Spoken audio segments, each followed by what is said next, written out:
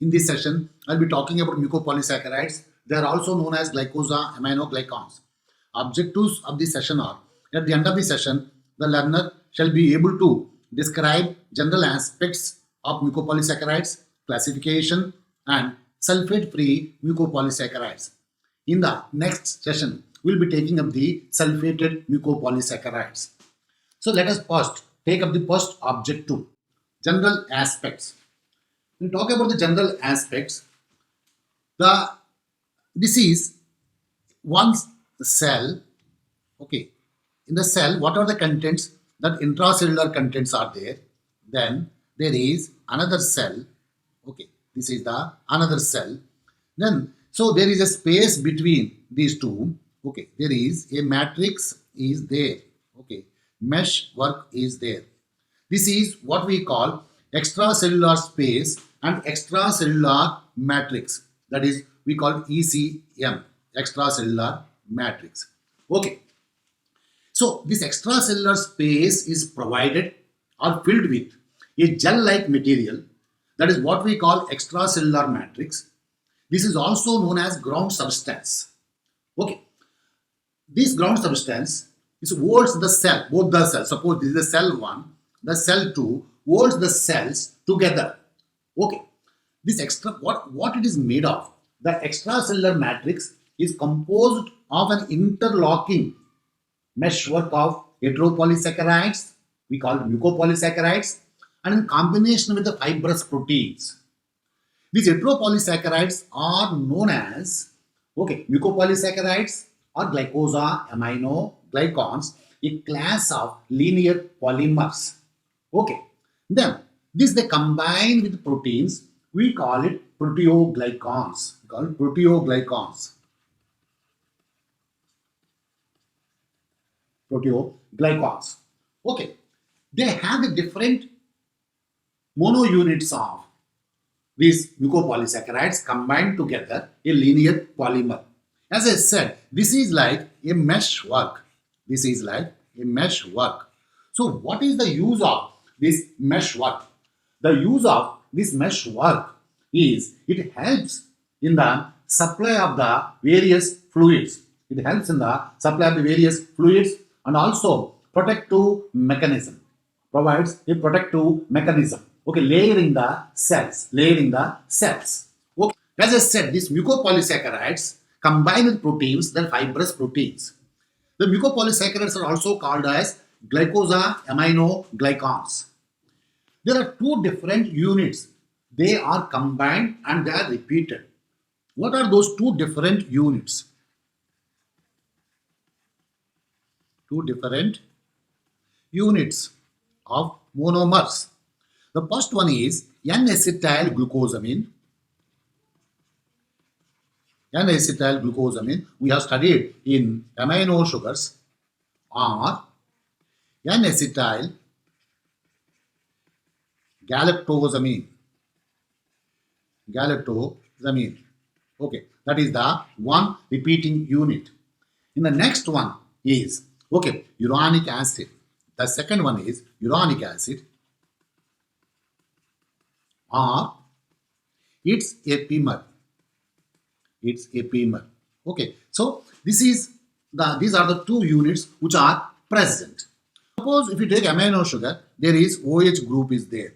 OH of amino sugar. Okay, it may be esterified. One of the OH may be esterified with sulfate. Esterified with sulfate. So then that may be with there may be COOH group is there, or maybe SO3 minus group is there.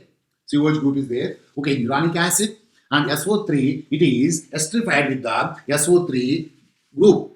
So because this COOH may exist as COO minus, this SO3 is having the negative charge. So when they are there on side by side, so both units carrying the negative charges, there will be an increased repulsion. There is an increased repulsion. Once there is increased repulsion, so what happens?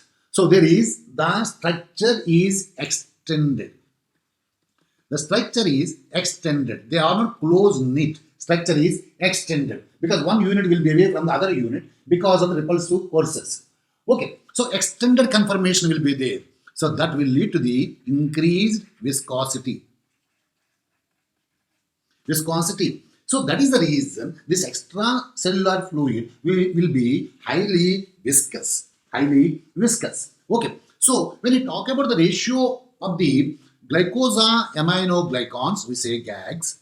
Okay. And proteins, major amount is glycosaminoglycans, that is 95%. Proteins will be around 5%. Proteins will be around 5%. Okay, this is about the general aspects of mucopolysaccharides. The next objective is classification. Classification. Let us classify these mucopolysaccharides. Okay, so let us see these mucopolysaccharides. Okay, mucopolysaccharides. Okay. Then, so they can be two classes.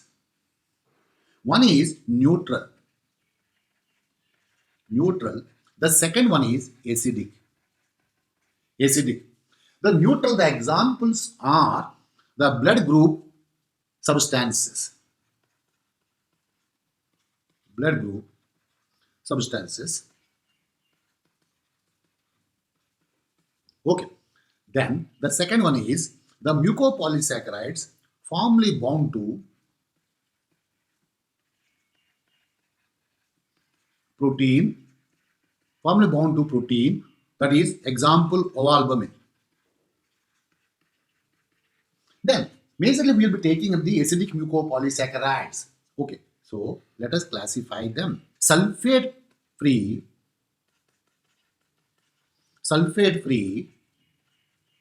and next one is sulfate containing. Sulfate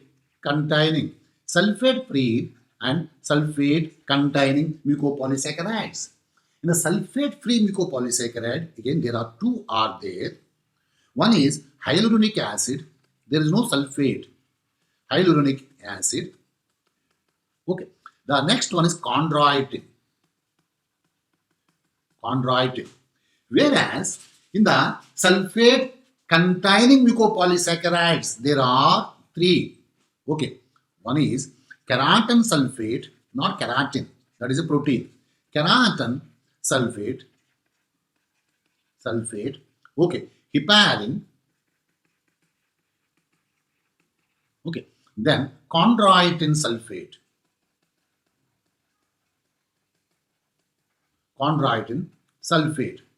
Okay.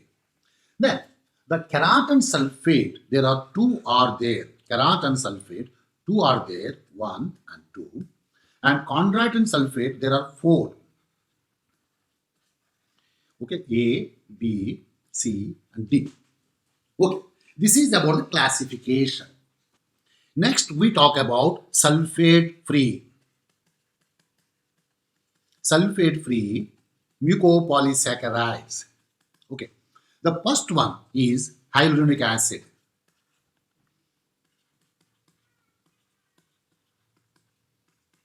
Hyaluronic acid. It occurs in vitreous humor. It is present in vitreous humor. Okay, it is semi-fluid, transparent substance that lies between the retina and the lens of the eye. Okay, then it is also present synovial fluid. Also, it is so present in the skin. Okay, and umbilical cord. Okay, umbilical cord. Okay, it is an integral part of the gel-like ground substance of connective and other tissues. As I said, it is a part of the very well part of the connective tissue. Okay, that is integral part of